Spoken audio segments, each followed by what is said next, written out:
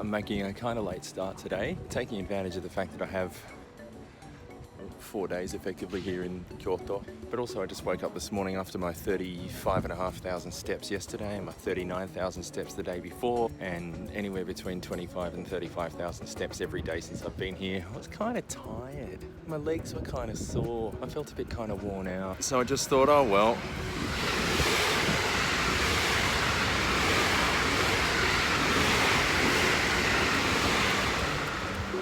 You don't see efficient train speed like that in Sydney. These videos are going to be the death of me because of internet speed, Wi-Fi speed, stupid buggery Apple uploads and downloads to and from iCloud, blah blah blah. There's no chance of these things ever being out on the day, or I suspect even close to the day. Anyway, today it's almost 12 o'clock and I am finally gonna get myself to the Nishiki Market, where I should be able to take advantage of some fantastic Kyoto street food. Now, in saying that, I suspect, look at all the sakura falling off that cherry blossom tree over there. It's really sad, but it looks beautiful.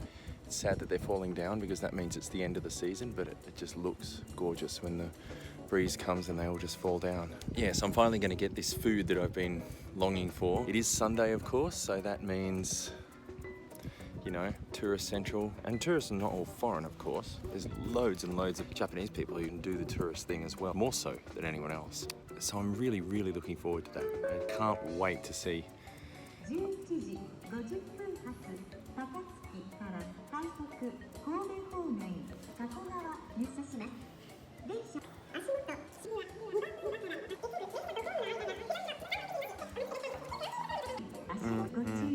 I try really hard to listen and to pick up on what they're saying, but I'm not very good at it. I think she said Kobe, then I might end up in Kobe, who knows. Do you think it was a bad sign? There were so many people waiting here that we couldn't even get on the train. It was relatively empty when it got here, but by the time it pulled out, it was completely full. All these lines were full all the way to the back. And now we're gonna have to wait for the next one, which will come at some unknown time. This might be a terrible, terrible mistake. I'm heading down this way to the historic Nishiki Market. There's some really unusual for Japan architecture along here. This place over here called Lady Watanabe with the yellow on the windows is like really unusual for Japan. There's another place down there which looks like it used to be a church or something.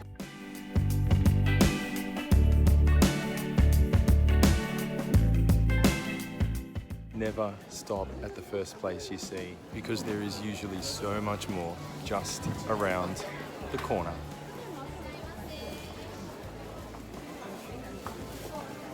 And around the other corner. It's very possible that I'm going to eat myself silly right now. We're going to park ourselves around this corner, doing the Japanese thing of not eating in public, and we're going to consume takoyaki. Takoyaki with salted cod roe. I cannot wait for this. Going in for the first bite.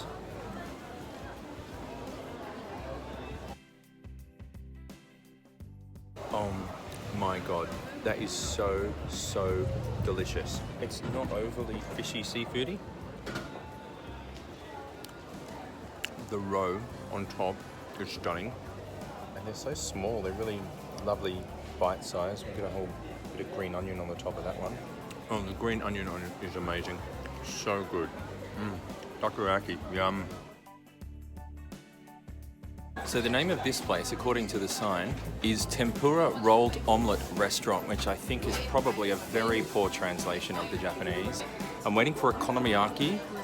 This will be Kyoto okonomiyaki, which apparently is quite different to the Hiroshima okonomiyaki. It's only a little tiny one, takeaway size, hand size. They're being made fresh by this man up the front. It's Tempura Rolled Omelette Restaurant. I need to understand what that translation is, because Tempura Rolled Omelette Restaurant sounds really dumb. This is okonomiyaki, Kyoto okonomiyaki. I'm gonna go somewhere secret and eat it now. I found another sufficiently hidden street corner around which to consume my food without offending anyone. It's going to be slightly difficult to do with one hand because this thing needs chopsticks. So there may not be any actual evidence of the consumption, but there will be some evidence of the after effects. That's what's left. I think that took me 2.5 minutes, maybe. It's only very small. Quite easy to shovel in with the chopstick. Very different to the Hiroshima okonomiyaki. Quite different flavor, very different content. I think that had lots of, there was ginger and cabbage, and I think some chicken and some egg. Bit of onion. That was delicious sauce, some teriyaki type sauce. The only thing here, as with everywhere in Japan, is that there's no bins. There's nowhere to put any of this stuff unless you actually take it and give it back to them, which I don't want to do, because that seems really rude. But, yeah. Oishikatta desu. It seems all very clandestine, having to find these secret corners to eat on, but it is what it is. These are soft rice cakes. There's a mix in here of flavors, matcha, sesame, etc.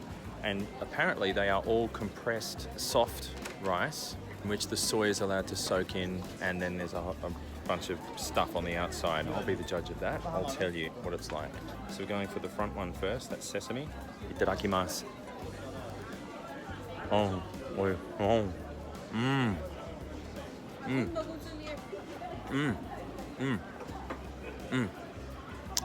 The rice is soft. It is soft, chewy, sticky rice with sesame and infused with soy. Oh my God, that is a flavor sensation.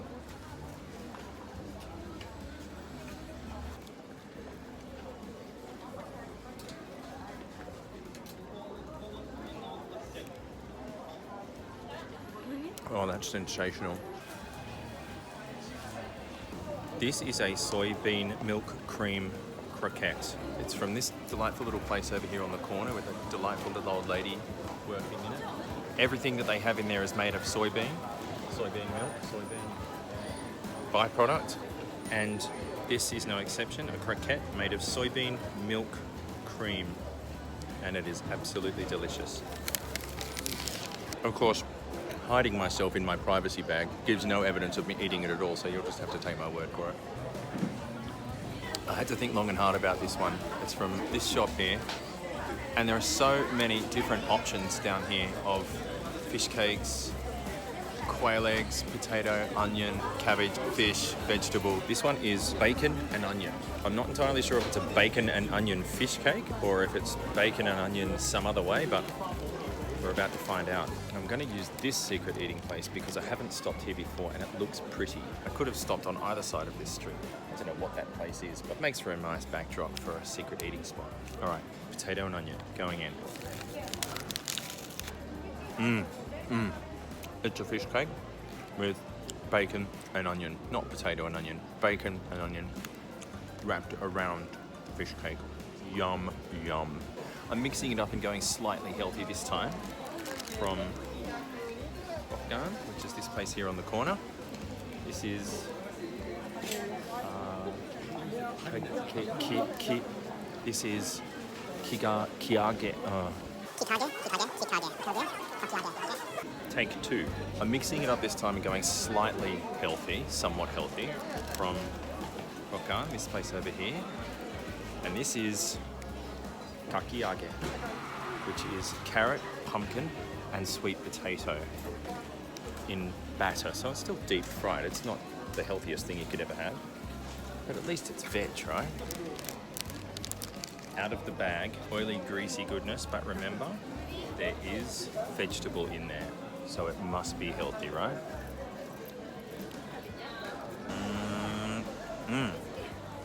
So delicious. That is insanely delicious. So I'm here getting black sesame soft ice cream. Arigatou gozaimashita. Oh, this is black sesame ice cream. And that there says black sesame bean jam bum. It was so delicious. It looked so delicious. Oishii desu yo. That I couldn't actually stop myself from starting to eat it. Then I realized where I was, so I very quickly stopped eating it and kept walking. But my, black sesame ice cream. It was absolutely divine. I decided it was time for dessert, because I can't really fit any more food in, actual food. So dessert was calling my name. That called the loudest as I walked towards it. So this it is, and it is absolutely divine. It's amazing how confusing it can still be when you actually think you've gotten your head around it finally, and then you're standing on the wrong platform, looking at the wrong sign, getting on and off the wrong train, as beautiful as they are, and not being able to follow simple instructions like the sign here that clearly points to station number 85, right there, which is exactly where I'm going.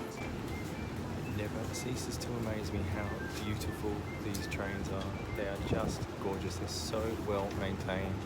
This one is one of the private railway companies in Kyoto. Everything about them is beautiful. I can't even tell. This train looks from the outside, and I guess from the inside to some extent it looks old, but it doesn't look old. I literally can't tell if it's old or not.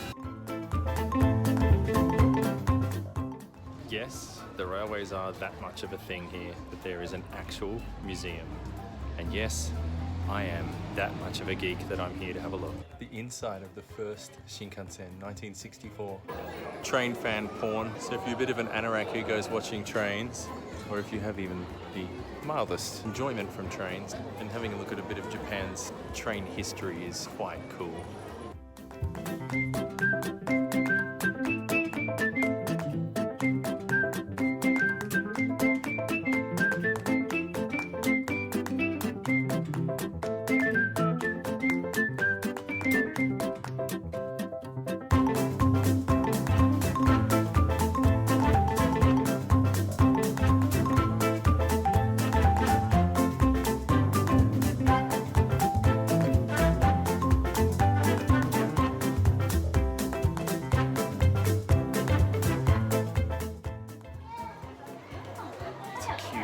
Get into a gift shop after you've exited a museum. Have you ever seen such a thing? So it's my last night of coming back from adventuring around Kyoto to my home base here in Seta with my very conveniently located Lawson and 7-Eleven Konbini desu right next to the hotel. There it is. Where that crack of light is on the top floor, below that and to the left, 2 windows. So that's where I've been getting my view of little Seta from. It's a nice little town. It's nice to be out of the madhouse that is central Kyoto. It's just nice here. There's light, there's things, there's people, there's a big efficient station, there's 2 very conveniently located konbini. I think it's really nice here. It's really lovely. It only takes 17 minutes from Kyoto station to here. So that's he's one of the organised crime gangsters who drive around here in their red Toyota 86s and do burnouts at the station every night. Sounds like Bardwell Park and Torella.